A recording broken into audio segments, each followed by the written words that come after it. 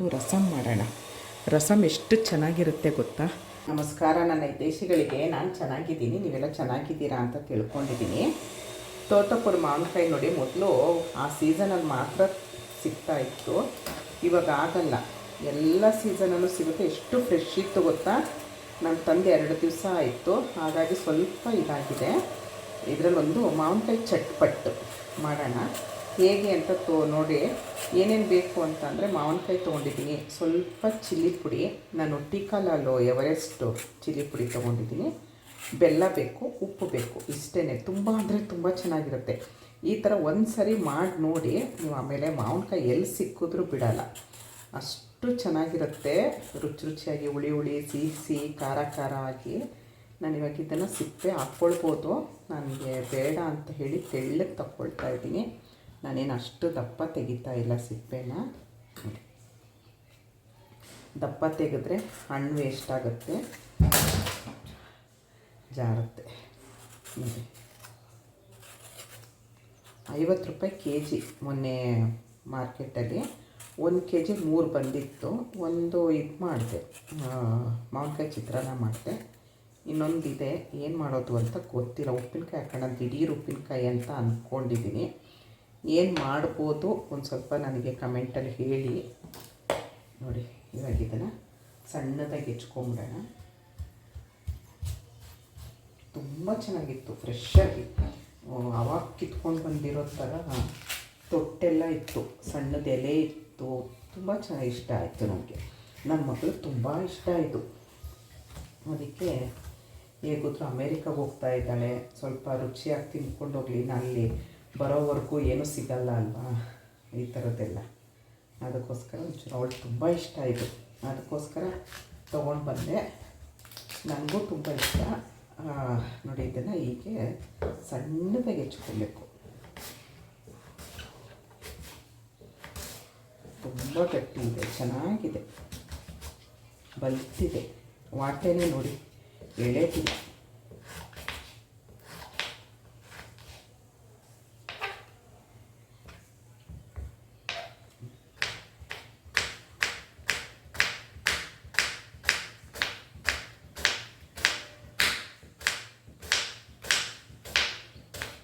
ಈ ಥರ ಸಣ್ಣದಾಗೆಲ್ಲ ಹೆಚ್ಕೊಂಬಿಡೋಣ. ನೋಡಿ ಇದಿಷ್ಟನ್ನು ನಾನು ರೆಡಿ ಮಾಡಿ ಇಟ್ಕೊಂಡಿದ್ದೀನಿ. ಇವಾಗ ಇದು ತುಂಬ ಹುಳಿ ಇರುತ್ತೆ, ಆಮೇಲೆ ನಮಗೆ ಹೆಚ್ಚೋದಕ್ಕೆ ಕಷ್ಟ, ಹಾಗಂತ ಬಿಸಾಕೋದು ಬೇಡ. ಇದರಲ್ಲೊಂದು ರಸಮ್ ಮಾಡೋಣ. ರಸಮ್ ಎಷ್ಟು ಚೆನ್ನಾಗಿರುತ್ತೆ ಗೊತ್ತಾ. ನೋಡಿ ಕುಕ್ಕರ್ಗೆ ಹಾಕ್ಕೊಂಡಿದ್ದೀನಿ, ಸ್ವಲ್ಪ ಅದು ಮುಳುಗುವಷ್ಟು ನೀರು ಹಾಕ್ಕೊಳ್ತೀನಿ, ಜಾಸ್ತಿ ಬೇಡ. ಆಮೇಲೆ ನೀರು ಹಾಕ್ಕೊಳ್ಳೋಣ. ಈಗ ಸ್ವಲ್ಪ ದೊಡ್ಡ ಕುಕ್ಕರ್ ಇದ್ದರೆ ದೊಡ್ಡ ಕುಕ್ಕರಲ್ಲಿ ಹಾಕ್ಕೊಳ್ಳಿ, ನನಗೆ ಇದು ಸಾಕು. ಸ್ಟವ್ ಅಂಟಿಸ್ಕೊಳ್ತೀನಿ.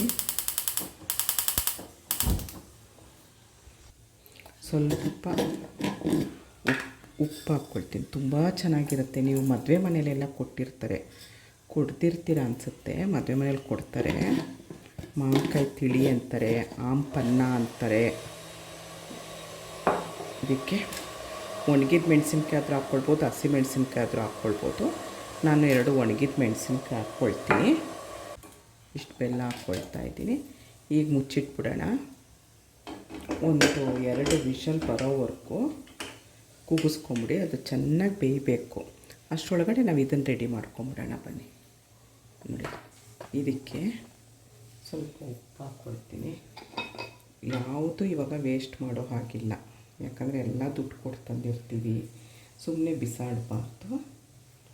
ಕೃಷ್ಣ ಮಲಗಿದ್ದಾನೆ, ಅದಕ್ಕೆ ಮೆತ್ತಗೆ ಮಾತಾಡ್ತಾ ಇದ್ದೀನಿ ನಾನು. ಸ್ವಲ್ಪ ಉಪ್ಪು ಹಾಕ್ಕೊಂಡಿದ್ದೀನಿ. ಅದಂತೂ ಎಣ್ಣೆ ನನಗೆ ಎಷ್ಟು ಇಷ್ಟ ಗೊತ್ತಾಯಿತು. ತುಂಬ ಅಂದರೆ ತುಂಬ ಚೆನ್ನಾಗಿರುತ್ತೆ. ಪುಡಿ ಬೆಲ್ಲನೇ ಹಾಕ್ಕೊಬೇಕು, ತುಂಬ ದಪ್ಪ ದಪ್ಪ ಹಾಕಬೇಡಿ, ಅದು ಕರಕಲ್ಲ. ನಾನು ಬೆಲ್ಲನ ಈಗ ಪುಡಿ ಮಾಡಿ ಇಟ್ಕೊಂಬಿಟ್ಟಿರ್ತೀನಿ, ಅವಾಗವಾಗ ಪುಡಿ ಮಾಡ್ಕೊಳ್ಳೋಕ್ಕೆ ಬೇಗ ಕೆಲಸಗಳಾಗಲಿ ಅಂತ ಹೇಳಿ ಈಗ ಪುಡಿ ಮಾಡಿ ಇಟ್ಕೊಂಡಿರ್ತೀನಿ. ನೋಡ್ಕೊಂಡು ಹಾಕ್ಕೊಳ್ಳಿ, ನೀವು ಹೇಗೆ ಮಾಡ್ತೀರಾ, ಎಷ್ಟು ಮಾಡ್ತೀರಾ ಹಾಗೆ, ಎಷ್ಟು ನಿಮಗೆ ಬೇಕು. ಇದು ಮಾವಿನಕಾಯಿ ತುಂಬ ಹುಳಿ ಇರುತ್ತಲ್ವ, ಹಾಗಾಗಿ ಒಂದು ಸ್ವಲ್ಪ ಬೆಲ್ಲನೂ ಒಂಚೂರು ಇರಲಿ ಜಾಸ್ತಿ. ನನಗೆ ಸ್ವಲ್ಪ ಸಿಹಿ ಜಾಸ್ತಿ. ನಾನು ನೋಡಿ ಬೆಲ್ಲ ಹಾಕ್ಕೊಂಡಿದ್ದೀನಿ, ಉಪ್ಪು ಹಾಕ್ಕೊಂಡಿದ್ದೀನಿ, ಈಗ ಚಿಲ್ಲಿ ಪುಡಿ ಹಾಕ್ಕೊಳ್ತಾ ಇದ್ದೀನಿ. ಇದು ಖಾರನೂ ಬರುತ್ತೆ, ಕಲರು ಇರುತ್ತೆ, ಚೆನ್ನಾಗಿರುತ್ತೆ. ಸ್ವಲ್ಪ ಹಾಕ್ಕೊಳ್ತೀನಿ. ತುಂಬ ಖಾರ ಇರುತ್ತೆ, ಕಲರು ಇರುತ್ತೆ. ನೋಡಿ ಇದು ಮಾಡಿಬಿಟ್ಟು ಒಂದು 10 ನಿಮಿಷ ಬಿಡಬೇಕು. ಆವಾಗ ಎಲ್ಲ ಬೆಲ್ಲ ಎಲ್ಲ ಕರಗಿ ಉಪ್ಪೆಲ್ಲ ಕರಗಿ ತುಂಬ ಚೆನ್ನಾಗಿರುತ್ತೆ. ನೀವು ಬೆಳಗ್ಗೆ ಮಾಡಿದರೆ ಮಧ್ಯಾಹ್ನಕ್ಕೆ ತುಂಬ ಚೆನ್ನಾಗಿರುತ್ತೆ, ಸೂಪರಾಗಿರುತ್ತೆ. ಒಂದು ಸರಿ ಈ ಥರ ಮಾಡಿ ನೋಡಿ. ನಿಮಗೆ ಮಾವಿನಕಾಯಿ ಸಿಗ್ತವೆ, ತೋತಾಪುರಿ ಮಾವಿನಕಾಯಿ ಅಂತಲ್ಲ, ಯಾವ ಮಾವಿನಕಾಯಿ ಸಿಕ್ಕಿದ್ರೂ ಆಗುತ್ತೆ. ಬೆಲ್ಲ ನೋಡಿ ಗಟ್ಟಿ ಇದೆ, ಯಾವ ಮಾವಿನಕಾಯಿ ಸಿಕ್ಕಿದ್ರೂ ಆಗುತ್ತೆ. ತೋತಾಪುರಿನೇ ಬೇಕು ಅಂತ ಏನಿಲ್ಲ, ಯಾಕಂದರೆ ನಾವು ಬೆಲ್ಲ ಹಾಕ್ತೀವಲ್ವ, ಹಾಗಾಗಿ ಹುಳಿ ಇದ್ದರೂ ಪರವಾಗಿಲ್ಲ. ಈ ಹುಳಿ ಮಾವಿನಕಾಯಿ ನೋಡಿ ನೋಡಿ ಈಗ ನೀರು ಬಿಡ್ತಾ ಇದೆ. ಆ ಥರ ನೀರು ಬಿಟ್ಟು ಒಂದು 10 ನಿಮಿಷ ಇದರಲ್ಲಿ ನೆನೆಯೋ ಥರ ಇಟ್ಬಿಟ್ರೆ ತುಂಬ ಚೆನ್ನಾಗಿರುತ್ತೆ. ಈಗ ನೋಡಿ ನಿಮಗೆ ಉಪ್ಪು ಬೇಕಾ, ಖಾರ ಬೇಕಾ, ಬೆಲ್ಲ ಬೇಕಾ ಅಂತ ನೋಡಿಬಿಟ್ಟು ಎಲ್ಲ ಸರಿ ಇದೆಯಾ ಅಂತ ಹಾಕ್ಬಿಟ್ಟು ಮುಚ್ಚಿಟ್ಬಿಡಿ. ಒಂದು 10 ನಿಮಿಷ ಅದು ನೆನೀಲಿ, ಎಲ್ಲದ್ರ ಜೊತೆಲೂ ನೆನೀಲಿ.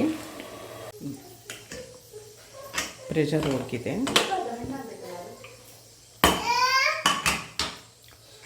ಈ ಥರ ಆಗಿರುತ್ತೆ. ಇದನ್ನೊಂದು ಸ್ವಲ್ಪ ಇವಾಗ ತಣ್ಣಗಾಗಕ್ಕೆ ಬಿಟ್ಬಿಡೋಣ.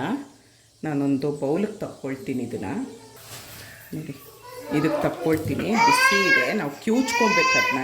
ಯಾಕೋ ನೋಡಿ, ಇದು ತಣ್ಣಗಾದ್ಮೇಲೆ ಈ ಥರ ಕಿವುಚ್ಕೊಳ್ಳಿ. ನೀವು ಹಸಿಮೆಣ್ಸಿನ್ಕಾಯಿ ಆದರೂ ಹಾಕ್ಕೊಳ್ಬೋದು. ನೋಡಿ, ಉಪ್ಪು, ಖಾರ, ಹುಳಿ, ಸಿಹಿ ಎಲ್ಲ ಇರುತ್ತಲ್ಲ, ಸುಮ್ಮನೆ ಇದನ್ನು ವೇಸ್ಟ್ ಮಾಡಬಾರ್ದಲ್ವ. ತುಂಬ ಚೆನ್ನಾಗಿರುತ್ತೆ ಇದು.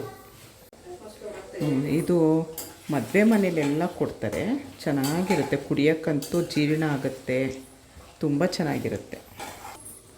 ಇದನ್ನೊಂದು ಸ್ವಲ್ಪ ಸೋಸ್ಕೊಂಬಿಡೋಣ. ಇದು ಅಮ್ಮಮ್ಮ ಬೇಡ ಬೇಡ, ಇದು ಕುಡಿಯೋದಕ್ಕಲ್ವ, ಹಾಗಾಗಿ ಇದಿರಬೇಕು, ತಿಳಿ ಇರಬೇಕು. ಇದ್ರದ್ದೇನೋ ಪೌಡ್ರ್ ಸಿಗುತ್ತಂತೆ, ಪೌಡ್ರ್ ತಂದು ನೀರಲ್ಲಿ ಮಿಕ್ಸ್ ಮಾಡಿದ್ರೆ ಆಗುತ್ತೆ ಅಂತ. ಅದು ಚೆನ್ನಾಗಿರಲ್ಲ. ನಾನು ಒಂದು ಸರಿ ಟ್ರೈ ಮಾಡಿದೆ, ಚೆನ್ನಾಗಿರಲ್ಲ ಅದು. ಇದಕ್ಕೆ ಒಂದು ಸ್ವಲ್ಪ ನೀರು ಹಾಕ್ಕೊಂಡು, ವಾಟಲ್ಲಿ ಏನೂ ಉಳಿದಿಲ್ಲ.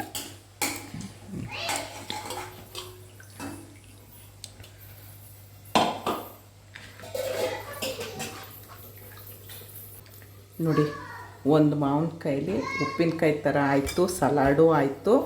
ಆಮೇಲೆ ಇದು ನೀವು ಹಾಗೇ ಕುಡಿಬೋದು. ಇಲ್ಲ ಅಂತ ಅಂದರೆ ನೀವು ಅನ್ನಕ್ಕೂ ಬಿಸಿ ಬಿಸಿ ಮುದ್ದೆ ಇರಬೇಕು, ಸ್ವಲ್ಪ ಅನ್ನ, ಅದಕ್ಕೂ ಚೆನ್ನಾಗಿರುತ್ತೆ. ಹಾಗೆ ಕುಡಿಯೋಕ್ಕೆ ಚೆಂದ. ನೀವು ಎಲ್ಲ ಮದುವೆ ಮನೇಲಿ ನೋಡಿರ್ತೀರ, ಒಂದು ಲೋಟ ಕೊಟ್ಟಿರ್ತಾರೆ. ಸಿಂಪಲಾಗಿ ಮಾಡೋದು ಹೇಗೆ ಅಂತ ಇದರಲ್ಲಿ ಉಳಿದಿರೋ ವಾಟೆಲ್ ಮಾಡಿರೋದು ಹಂಪನ್ನ. ಇಷ್ಟೊತ್ತು ಈ ವಿಡಿಯೋ ನೋಡಿದ್ರಿ. ಇಷ್ಟ ಆದರೆ ಒಂದು ಲೈಕ್ ಮಾಡಿ, ಶೇರ್ ಮಾಡಿ, ಕಮೆಂಟ್ ಮಾಡಿ. ಧನ್ಯವಾದಗಳು. Thank you. ಜೈ ಶ್ರೀರಾಮ್.